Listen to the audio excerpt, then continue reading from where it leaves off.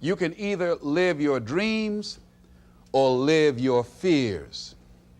And I think the majority of people actually are not living their dreams, but are living their fears. So I want to ask you a question. What are your fears? What are you afraid of? What are you scared of? Because we all have fears, don't we? We all have something that's blocking us, that's holding us back. And as we begin to look at life, what we realize is that the reason that most people are not living out their true potential, are not doing all of the things that they would really like to do, is because of fear. Some people call fear false evidence or expectations appearing real. I'm reminded of the story of a guy that was living in an area where he had some new neighbors, and these neighbors had a bulldog. And when he came home every day, this bulldog used to chase him about a half a block from his house. Every day, he would have to streak home. I mean, he would just run. This bulldog would be right on his heels. And so he just got tired of that, because he would go home and about a half a block away from home, he would look around for this bulldog, and he would see him, and he would go walking casually along, and this bulldog come out of nowhere, woo, woo, woo, and start chasing him, and he'd run home. So this one day, he just got tired. And so when the bulldog was running after him, he started running. He saw a rock, and he stopped to pick it up to throw at the bulldog. And when the bulldog got up on him, he started barking. He realized the bulldog didn't have any teeth in his mouth. Then he started chasing the bulldog. If you don't get on away from it, because the most the bulldog could have done is gummy, you know. And so, you know what? Most people go through life running scared. Running scared from things that have no teeth in them, because they're false expectations appearing real. That, see, we're brilliant enough to scare ourselves to death. Do you realize that? There are some people actually who get a kick out of scaring themselves to death. I remember the last frightening movie I saw. It was The Exorcist. I will never forget. I was so frightened when I came home. I'll never forget. I drove in the driveway, and I had already called my former wife and said, listen, turn the lights on. I was coming in the driveway, and I was getting out of the car, and all of a sudden I couldn't get out. I started blowing my horn. I said, Madeline, they got me, they got me. She came to the kitchen and said, take your seatbelt loose, fool. I said, oh, okay. I was frightened out of my wits. But there are a lot of people who they get off on that. They love it. I'm a person, my brother is a paratrooper. My twin brother, he's in the military, career man. I would love to jump out of an airplane to parachute. I'm scared, though. I mean, I really admire my brother for that. I would really love to be macho man like that. What are the things that you fear that's been keeping you from living your dream, that's been keeping you from doing some things that you would like to do? Just think about those things. And how do we begin to handle that? Abraham Maslow said that life is about growth. And he said, you can either go back to your comfort zone, and there you won't find any growth, or you must be willing to go forward and face your fears again and again and again, because you're never going to have a fear-free existence. I mean, some fear is acceptable and legitimate.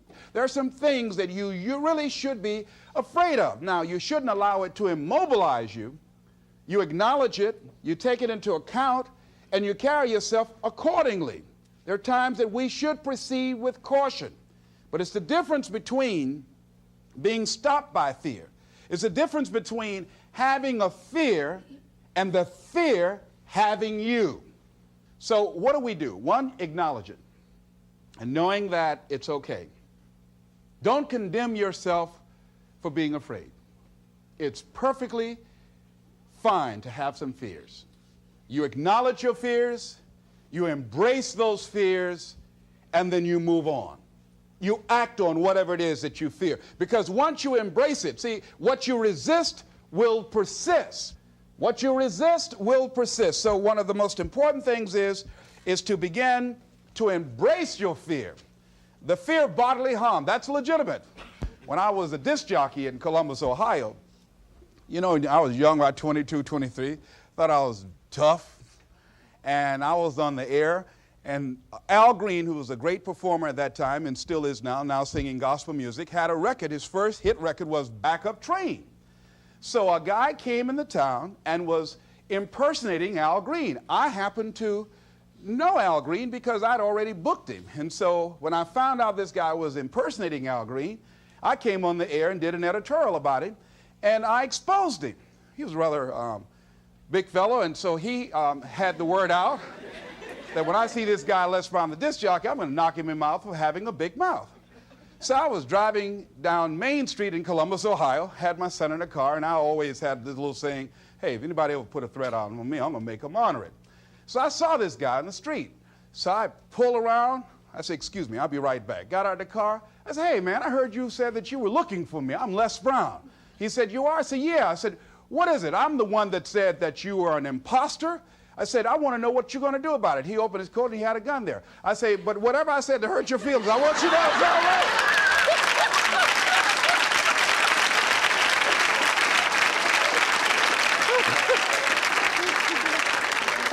Acknowledge your fears, carry yourself accordingly,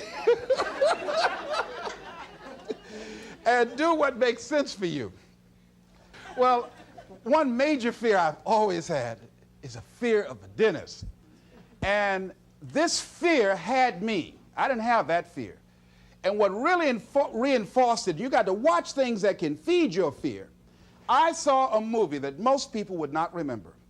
This movie was starring Dustin Hoffman. It's called The Marathon Man, with Laurence Olivier. When he's trying to get a confession out of here. And he took this drill out. Let me tell you something. When he went in Dustin Hoffman's mouth with that drill, I had $1 worth of popcorn. That popcorn went everywhere. Oh! Do you know I could not go to the dentist for 5 years? I had left broadcasting, went to the Ohio legislature, had an impacted wisdom tooth. Now that hurts. And I would call, and as soon as the people would answer the phone, I would hang up. That's how frightened I was. Dr. Hamler's office, boom, I'd hang up. Then I got to the point where I could just ask for an appointment. Hello? And I wouldn't give my real name. Because I knew I wasn't going to keep it. I'd give anybody's name, Joe Jiggly Jim, it didn't matter. Then pretty soon I got to the point where I could give my name. It was about 4 years after that, you know. I said, my name is Les Brown. Then I would call back and say, look here, due to my legislative agenda, I won't be able to make it. So the lady finally said on the phone, she said, you're scared, aren't you? I said, no, I'm not. She said, then why don't you come in? I said, that's none of your business. She said, you're not coming in because you're scared. I wish you just would not waste our time. And she hung up. I said, you have no right to do that to people like me, you know? So finally, to make it long and short of it, I was hurting so bad, I said, wait a minute, I've got to do something. And I said, what am I afraid of? Go there and handle it. I said, man, Dr. Hamler, I just can't hear this drill. I mean, if you can do whatever, I don't need to hear this drill, that sound, you know, that's what gets me, that drill. Don't pull that drill out on me. He said, just calm down, calm down. And it wasn't really bad as I thought it was. One of the things you find out that when you face your fears, it's not as bad as you think it is. And when people tell you, I just can't do it, I can't handle it, I mean, really, I can't handle it, what they're envisioning is that they're not going to be here. They're going to clock out like you're going to die. And guess what? We all had occasions when we confronted our fears, we had to do something we felt uncomfortable with, we didn't want to do it, and we did not die. They didn't come take us and put us in a box somewhere. Am I right? So what we've got to begin to do, how do we handle that? What's the process? Because it's all up in here. One, I think, is imagine the worst case scenario. I just imagine that he went in my mouth and with this drill and that I just croaked out.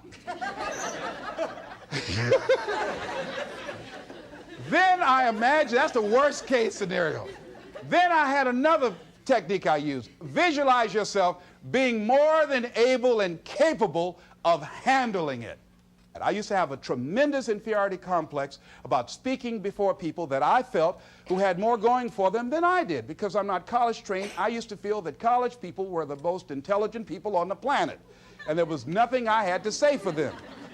And what will they listen to me for? That's the way I felt. And so I had to visualize myself speaking before them, speaking before various audiences that had more going for them than I did, and realize and appreciate my own value and that I was a worthwhile person, even though I didn't have all going for me. I didn't have the money, I didn't have the education that they had. So part of the process is seeing yourself, being worthy, being capable, having what you need to make you a worthwhile person, and that you're more than able, and that you deserve to be listened to, or you deserve to have that dream and that passion and whatever it is that you see and envision there. You've got to see it in your mind's eye and know that you've got what it takes. Repeat after me, please. I must see in my mind's eye. See myself. Confronting my fears. Handling my fears. I'm more than able. Shake somebody's hand on your right and left and say, you got the right stuff.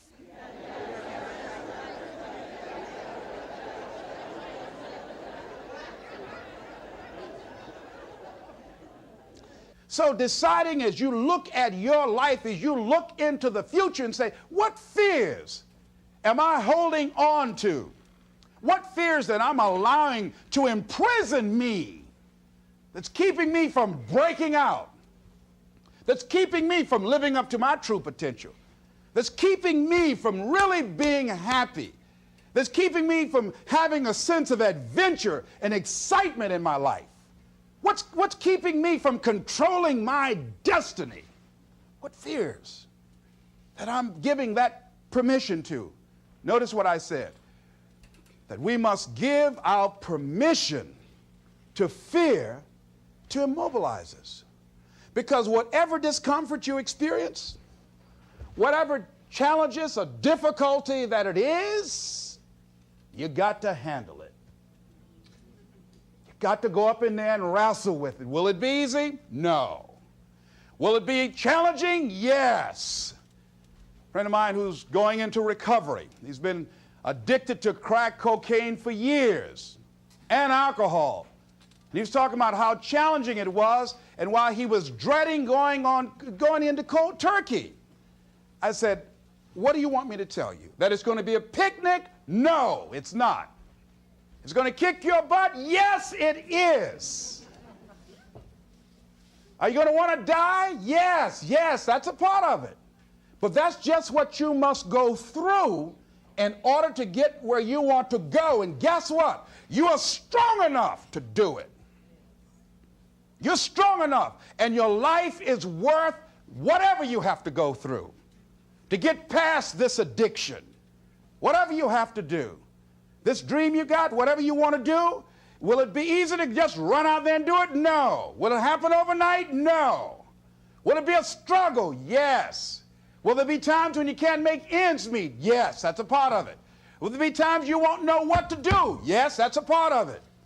Will you have some opposition? Will things go wrong sometimes? You will have many visits from Murphy. Now, if you're saying, well, who's Murphy? Don't worry.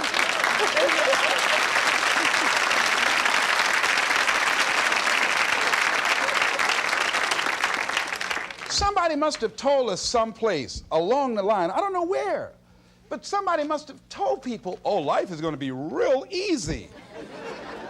No. If they told you that, I've got a special announcement. They lied.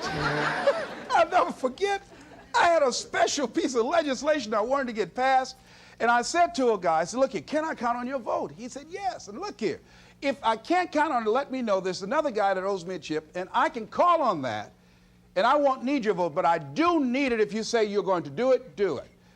He said, you can count on it. Legislation came up. He voted against my bill. My bill passed. I went back to him and said, hey, I told you I needed the vote, but if you couldn't give it up, let me know. I would get somebody else. I said, why did you tell me? He said, I lied. I was in shock. How many of you that life just wore you out? That you didn't expect that? You thought you'd go to school, get good grades, get a job, and you came out here and you'll be able to get a job and live happily ever after, and you say, they lied. Yes, they did. They never told me, you know that song said, Mama told me there'll be days like this. They didn't even tell us that. that something about life is challenging? I mean, it's some stuff you get out here, you didn't read it in a book nowhere. Didn't nobody warn you that it was going to come down on you like this? That's called life. There are all kind of challenges like that. So what's the next piece is that you accept yourself, then you accept the fear as a fact and not a force. See, when you accept yourself and you accept fear as a fact, that means that it's something that happens. It's something that you're going to experience, but it is not a force to hold you back. It doesn't have any special power other than that you give it. So you accept the fact that you are afraid, and then you move on anyhow. You move on past it, and you do whatever you've got to do. I was at a big motivational rally for a gentleman by the name of Dexter Yeager down in the Carolinas. I was standing backstage, and I had to go out. I was the last speaker on the program. It's the first time I'd been in a stadium of this size, over 10,000 people. You couldn't see the people because the lights are just blaring in your eyes, called Free Enterprise Day. I was afraid. My heart was beating fast. I was just pacing back and forth. And Dexter said, "Are you all right?" I said, "Yeah." "Yeah, I'm all right." So I said, "Wait a minute, just calm down. Calm yourself. Hold a minute, hold a minute. It's all right, Les. It's all right. All right. Just be as scared as you can be." See, that's why I say embrace that fear. Just try and see how scared you can really get. And start breathing deep. So the guy came back, he said, "Are you about to die or something?" I said, "No, I'm fine." But after I started embracing it and trying to make myself as afraid as I can get and imagine what's the worst thing that I could go out there and do, my mind go blank and I faint on stage, that's the longer they gave me my check.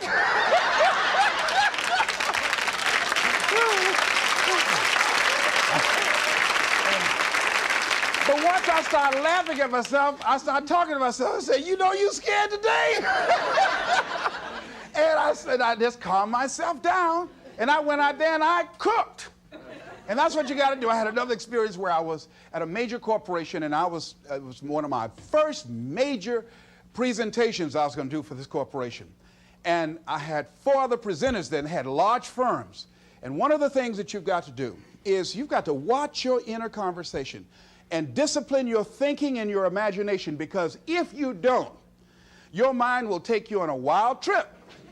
So my mind said, "Hey, Les." I said, "What?" "These guys are going to wipe you out. You can't compete with them."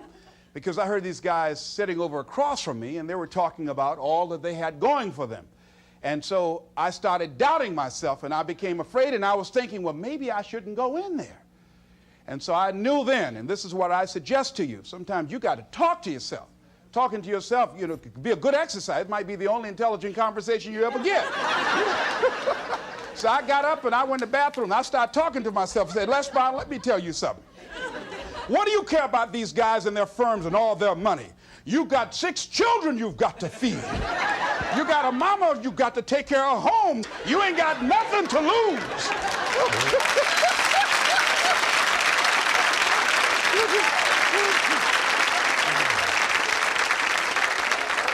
I went in that room and looked at those people. I said, "Don't you do nothing till you hear from me." And I got that contract too. You gotta do it.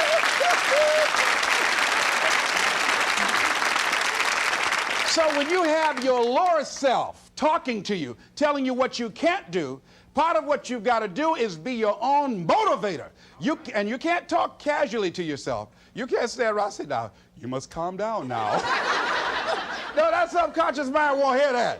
You've got to have a good conversation to yourself. Hey, and answer yourself too. Don't pay these people any attention. You answer yourself. "Hey, what you gonna do?" "I'm going there and get off." "All right, very good. Go in there and take care of business." You've got to talk to yourself, and you build yourself up, and you'll feel your energy level coming up, and people will feel that around you. See, now, if you go through life being afraid, people can sense that.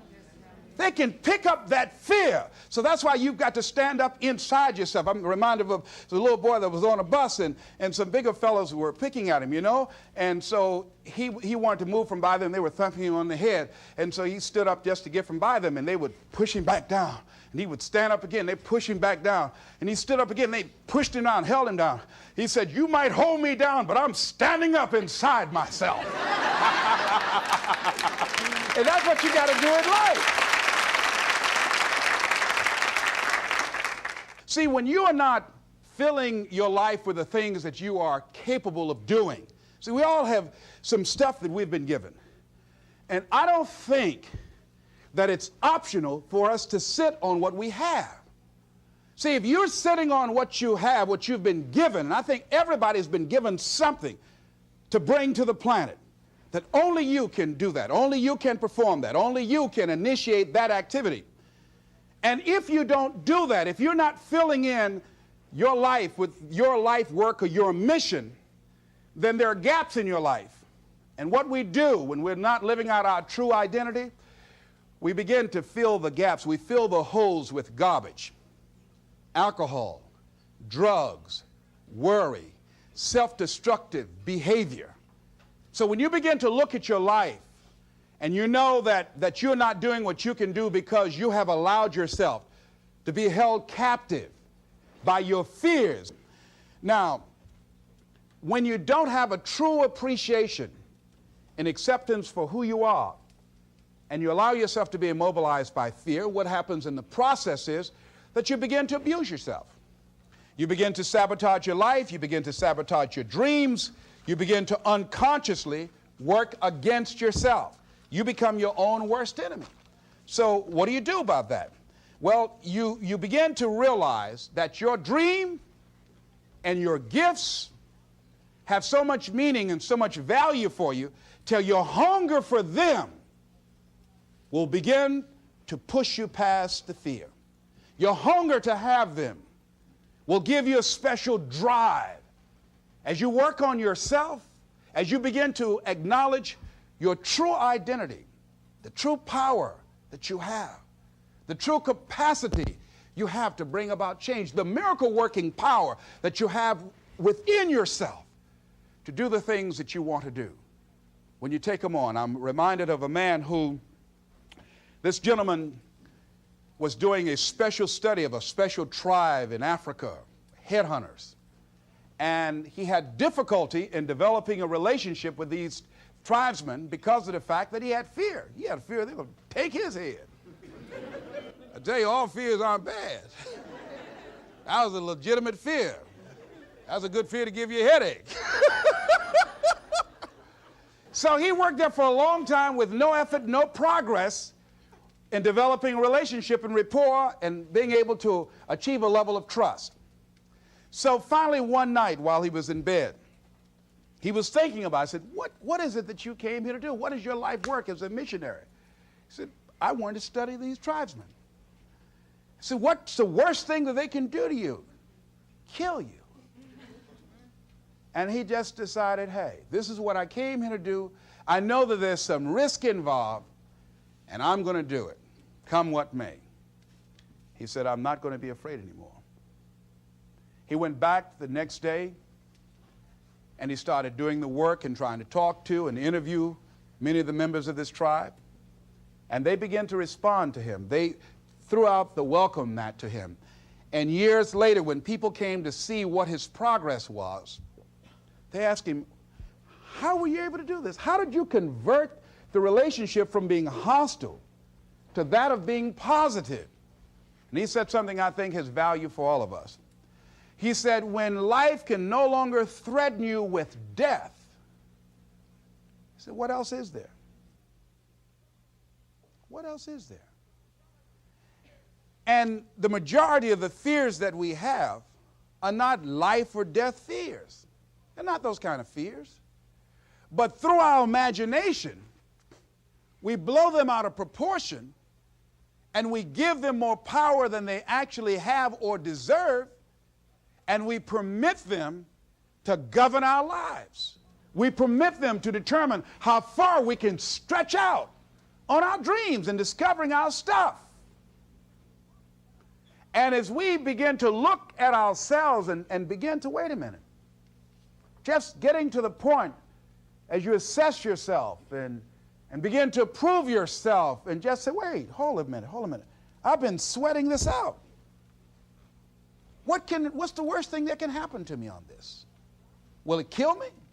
Will I die? Why am I going through all of these changes over this? How much power does this really have? And am I the one that's feeding the power into it? See, a lot of times we allow ourselves to be fed and to be programmed into being afraid. I mean, you watch the news and read the newspaper, you'll be scared to come out the house. Am I right? You'll be afraid. So what kinds of things, what kinds of thoughts are you feeding your consciousness? What kind of things are you putting in your mind that will enable you to either move forward or to justify why you're staying where you are?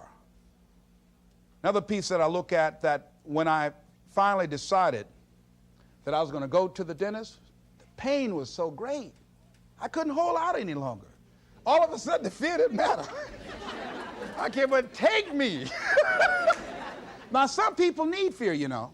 I have a friend that we told him, hey, man, you know, you need to lose some weight. You're getting overweight and out of shape, and at our age, we need to have a regular program. And Bud said, man, I've been fat since I was a little boy. I'm big bone. I've never seen a fat skeleton, though, you know. Well, Bud became ill.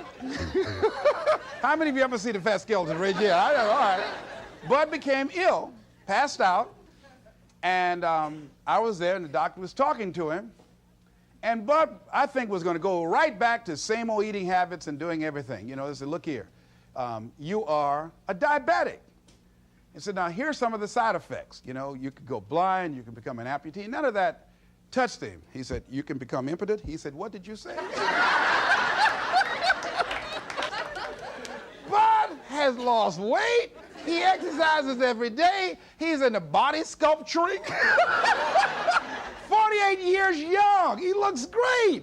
I can't believe it. But just that one statement made all the difference in the world. Bud is a new man today. So what is it that has to happen to you? Some people don't take corrective measures to improve their health until they get a pronouncement that they're about to die.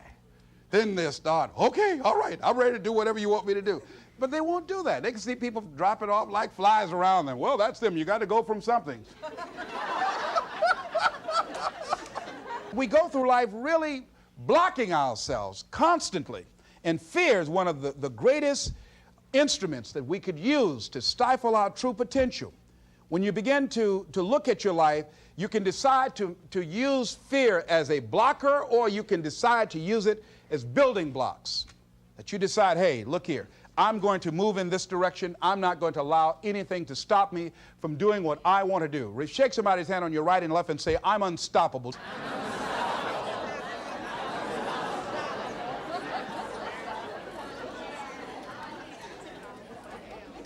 See, when you begin to understand and acknowledge your fear, and you go forth anyhow, you go forth in a spirit and a knowing that there's a way that you can begin to handle this. There's a way out here somewhere. There's a solution. What it is that you're seeking. That you have the capacity to whatever comes up, to handle it, to face it. And rather than feeling powerless, you begin to feel powerful. See, when all of the major downsizings that are taking place around this country, there are a lot of people who are biting their fingers in fear that they might lose their jobs. But there are few people who have decided within themselves, I'm going to make it. Some people aren't waiting to be cut. Some people are moving on their own because they feel within themselves, I've got what it takes to make it. They're not afraid about tomorrow because of how they see themselves, because of what they feel that they deserve, because of what they feel that they can create for themselves. Because these people have decided, as they look at the future, as they look at themselves, there's a way. Where there's a will, there's a way for me to begin to create a way out of no way. And when you have that kind of consciousness, when you have that kind of spirit, nothing can stop you. Nothing. What would your life be like as you look toward the future if you decided, I'm not going to allow my fears to stop me? What would your life be like?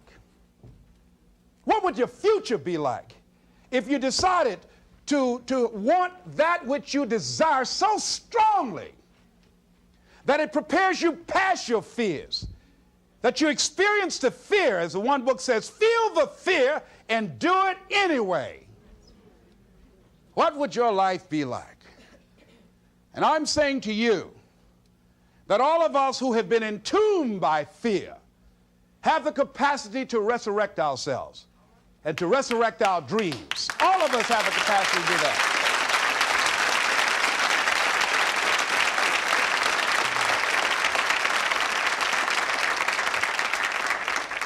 And you have, is it easy? No. It's not easy.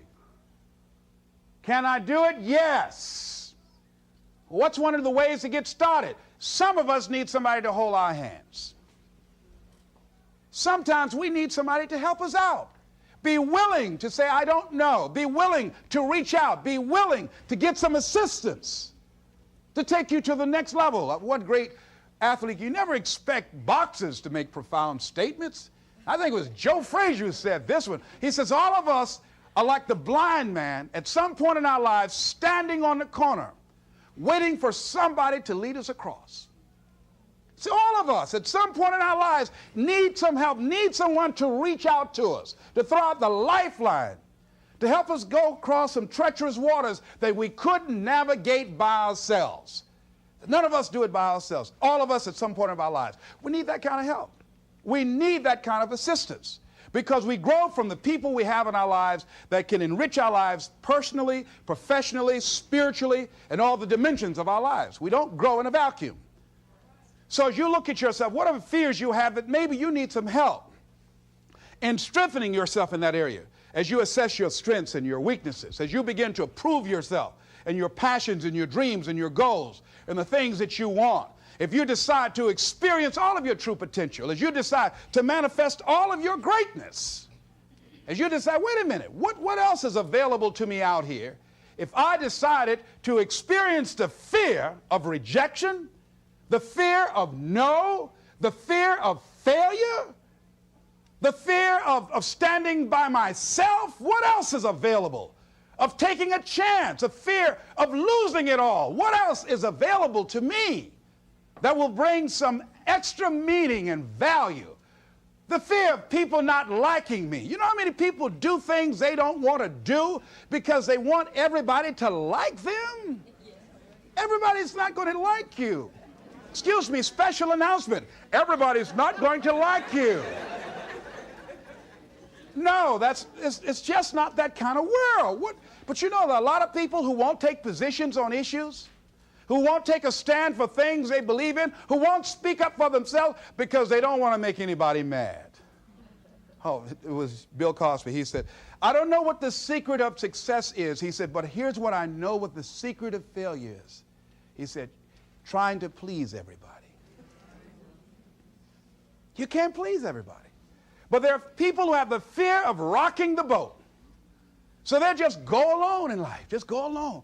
Well, how do you feel? Well, I don't really want to say. How many of you know people like that? Raise your hand. These people aren't living life. They're not truly experiencing life.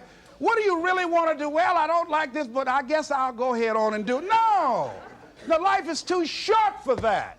Too short and unpredictable, moseying through.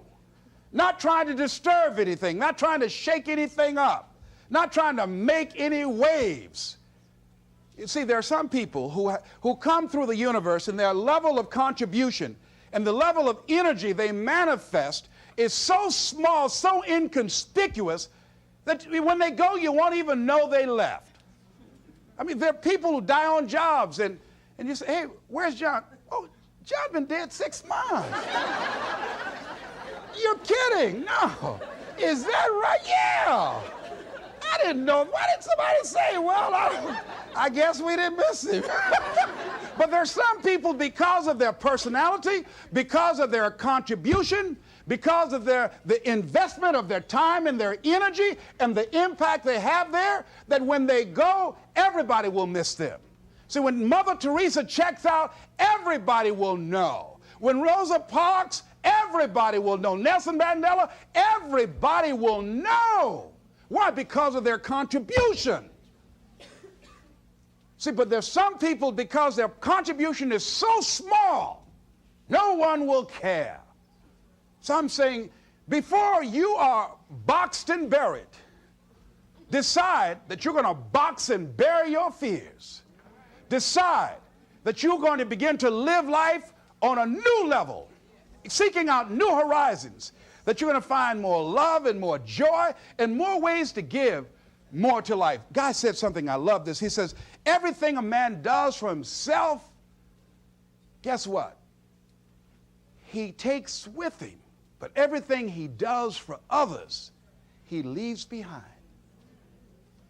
So when you begin to say, what is it that I want to leave? What contribution that I want to begin to make? What difference do I want to make in life? What is it that I want to do with the rest of the life that I have left? What chances I need to take? What risks do I need to begin to embrace? What fears do I need to step on? What areas of my life am I dead right now? What dreams? You can either live your dreams or live your fears.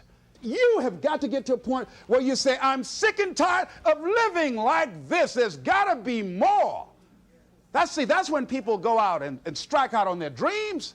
That's when people get out of relationships where they're dying together rather than growing together. That's where they leave jobs. So where are you going? Away from here? I don't know.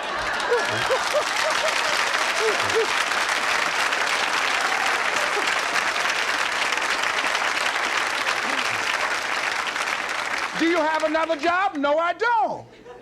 How are you going to make it? I don't know, but I will. See, you will when you put yourself in that kind of situation. I'm reminded of two frogs that were hopping down the road, and they fell into a bottle of milk. And one was hopping up and down for a while, and he drowned. He just gave up. But this other frog just kept on kicking. He wouldn't give up. He just kept on kicking. And pretty soon he churned that milk into butter, and he walked on out.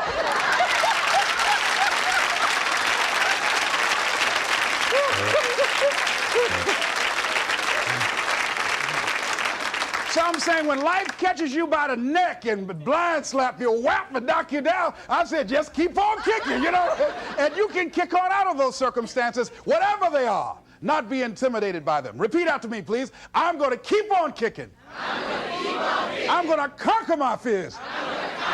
I'm never going to give up. Shake somebody's hand on your right and left and say, keep on, keep it on. Keep on, keep it on.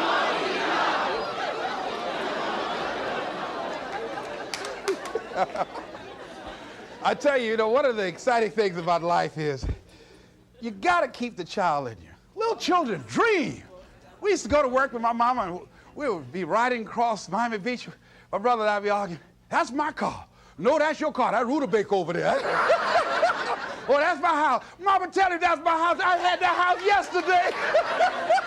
How many of y'all did that as kids? Raise your hand, But then after we become adults, life slaps you side the head a few times, and then you don't dream anymore, Bigger Thomas, in the book The Invisible Man, I think it was, he said, the impulse to dream has been slowly beaten out of me through the experience of life.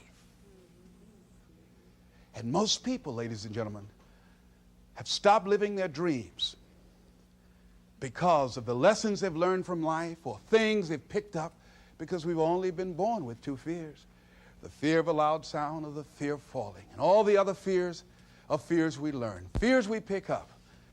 Whatever you're scared of, your life, the value you brought to the planet, far more important than whatever you're afraid of. You're stronger.